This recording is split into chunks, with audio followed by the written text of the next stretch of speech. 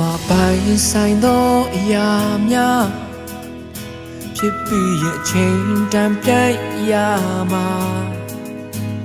မတည်မြဲခြင်းအကြောင်းတွေဟာဒီလောကရဲ့သဘာဝသင်စီစဉ်ရွှေငွေအိုးစာများကသင်အသက်ကိုမကယ်နိုင်တော့တဲ့အခါဘဝမှာအရေးကြီးဆုံးဆိုတာတွေ့ဝခြင်းများမဟုတ်တော့ပါသင်ချစ်သူခင်သူအပေါင်းအဖော်များသင်အနာကိုမလာနိုင်တော့တဲ့အခါအိုသင်နောက်ဆုံးအချိန်မှာမဲသူကတဲ့အနာရှိမှာလမ်းတစ်ခုကိုဖွင့်ရှာကြည့်ပါသင်ဝိညာဉ်ထာဝရနာကိုရာဒီစိတ်တဲ့အားငယ်ချိန်တိုင်းမှာ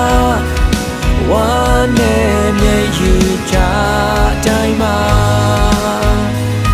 သင်အနာမှာသူအမျက်ရှိခဲ့တာသင်တည်းပြုမိရဲ့လားဘဝတိုင်းပွဲတွေကြုံတိုင်းမှာသင်လဲချတဲ့အချိန်တိုင်းမှာယေရှုတော်ဟာသင်ရဲ့အပေါ်မှာလုံလောက်လျက်ရှိနေတာ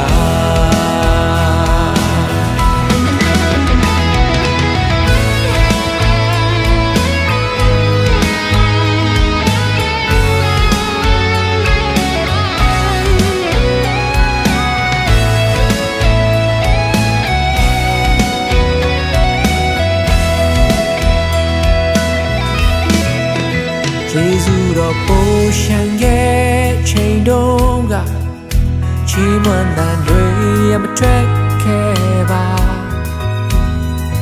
အိုဒုက္ခရောက်ချိန်မှာကိုယ်တော်ဟာဆုံးပြစ်ခဲ့တဲ့လား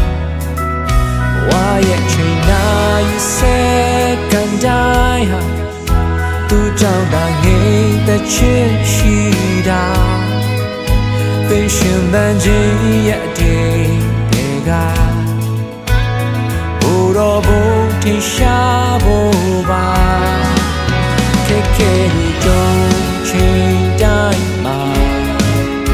ယေရှုတော်လုံလောက်ရဲ့နေတာဒီစိတ်တဲ့အားငယ်ချိန်တိုင်းမှာဝမ်းနဲ့မျက်ရည်ချတိုင်းမှာသင်အနာမှာသူအမျက်ရှိခဲ့တာသင်တည်းပြုမိရဲ့လားဘဝတိုင်း